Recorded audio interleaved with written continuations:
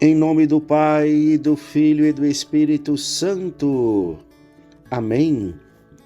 Queridos irmãos e irmãs em Cristo, hoje, 4 de março, terça-feira da 8ª semana do tempo comum, o evangelho que iremos escutar é tirado do capítulo 10 de São Marcos, versículos de 28 a 31.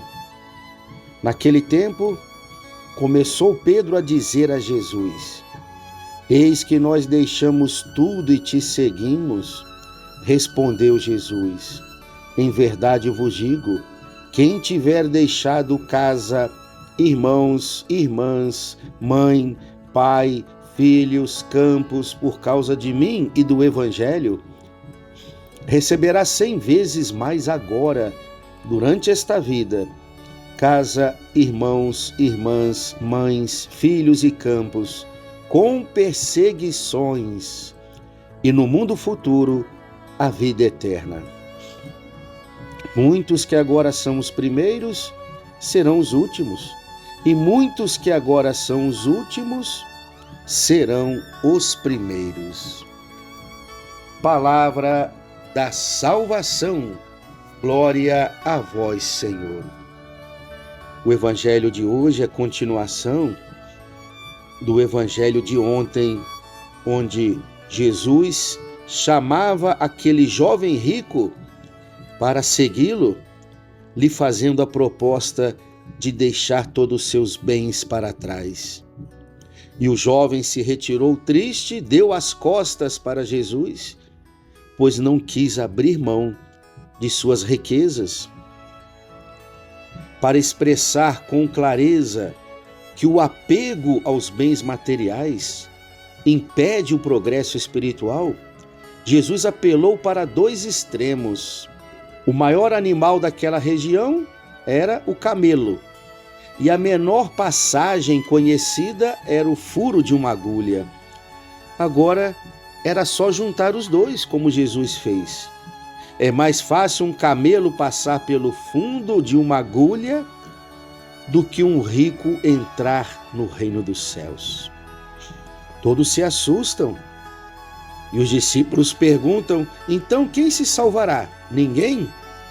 E Jesus responde: o que é impossível para os homens é possível para Deus.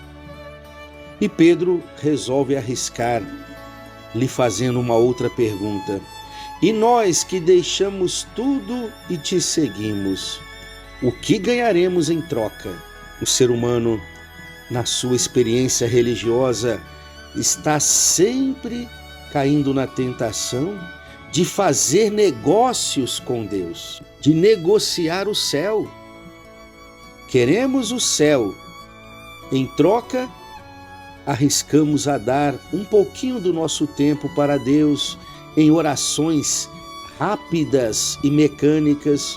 De vez em quando, fazemos um pequeno sacrifício, uma pequena penitência, colocamos uma moeda como esmola no chapéu do mendigo e já nos achamos merecedores do céu. Ora, Pedro, faça-me o favor, deixaram tudo?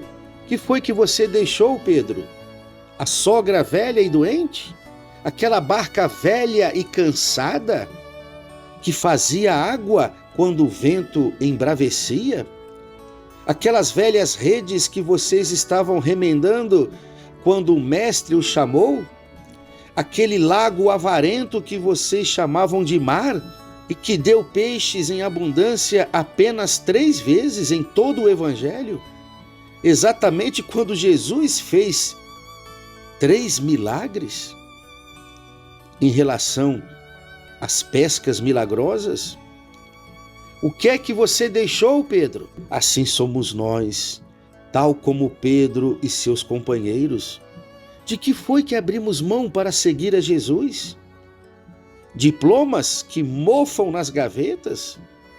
Empregos que uma recessão econômica pode pulverizar? Juras de amor que duram um verão? E são quinquilharias deste tipo que costumam impedir que as pessoas sigam o chamado de Deus. A verdade é esta, queridos irmãos e irmãs. Por mais que tenhamos bens neste mundo, se tiver que deixarmos algo para seguir a Jesus, o que é que poderia valer mais do que o reino dos céus? O que é que poderia valer mais do que seguir o Cristo, caminho, verdade e vida, para um dia merecermos a felicidade eterna? Nunca esqueçamos o que Jesus falou ontem no Evangelho, depois que aquele jovem rico lhe deu as costas entristecido.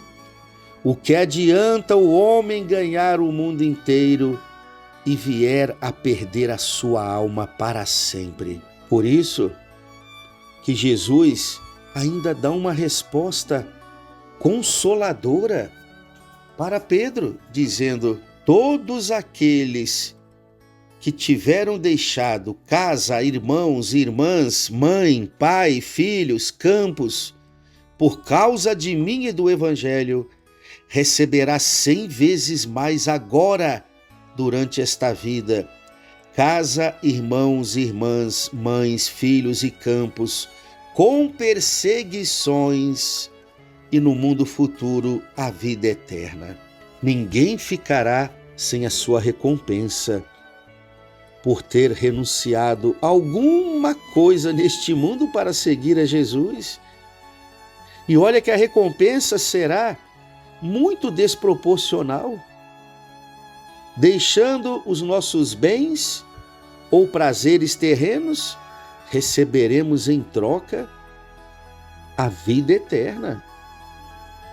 E para aqueles que Jesus chamou para uma entrega maior pelo serviço do seu reino, como nós, sacerdotes, e também os religiosos que fizeram votos de pobreza, castidade e obediência, Jesus ainda fez esta promessa: receberão 100 vezes mais nesta vida, casa, irmãos e irmãs, mães, filhos e campos, porém com perseguições. É uma parte que não gostaríamos que estivesse escrita no Evangelho de hoje, hein? Realmente, nós sacerdotes, religiosos consagrados, deixamos tudo. Abrimos mão de ter uma família a partir de um casamento, abrimos mão de termos conforto e patrimônio pessoais, abrimos mão de ter uma profissão prodigiosa em meio à sociedade. E, no entanto, eu posso comprovar a cada dia, Jesus não me deixa faltar nada. O que realmente eu ganhei de casa, de irmãos, de irmãs, de mães, pessoas, mulheres que cuidam de nós sacerdotes com tanto carinho, que não nos deixa faltar o alimento, a roupa passada, a casa limpa. Quantas famílias praticamente nos adotam, abrem as portas de suas casas aos domingos para que possamos cear com eles e nos trata como alguém da família. Não falta nada para as pessoas que deixaram tudo para seguir a Jesus. Porém, tem o outro lado da moeda. Tudo que Jesus nos concede em dobro, aquilo que deixamos para segui-lo, ganharemos, porém, com perseguições. É uma página do Evangelho que não gostamos muito de ler e de escutar, porém, quem está disposto a seguir o Cristo com verdadeira fidelidade, quem está disposto a ser fiel a Jesus a toda prova, não negociando o seu Evangelho e a sua verdade com o mundo, quem está disposto em ser mesmo um amigo de Jesus, vai experimentar as perseguições. Nem precisamos correr atrás delas. Quem segue o Cristo com verdadeira fidelidade, as perseguições virão ao seu encontro. E isto deve nos alegrar, como os apóstolos, depois que Jesus ressuscitou, enviou sobre eles o Espírito Santo, e eles passaram a anunciar o Evangelho em todos os cantos. Quando tinham que passar por algum sofrimento, o livro do Atos dos Apóstolos diz que eles se alegravam pelos sofrimentos, pelas humilhações, pelas prisões que estavam sofrendo por causa do nome de Jesus. Sim, não é fácil experimentar as perseguições, as calúnias, as injúrias deste mundo, dentro e fora da igreja.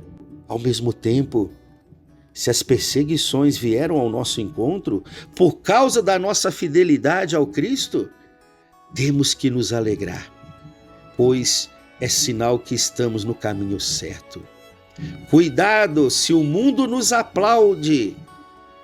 Cuidado se os homens nos cobrem com suas honrarias e estendem tapetes vermelhos para nós. Porque sempre que nos tornamos amigos do mundo, nos tornaremos inimigos de Deus.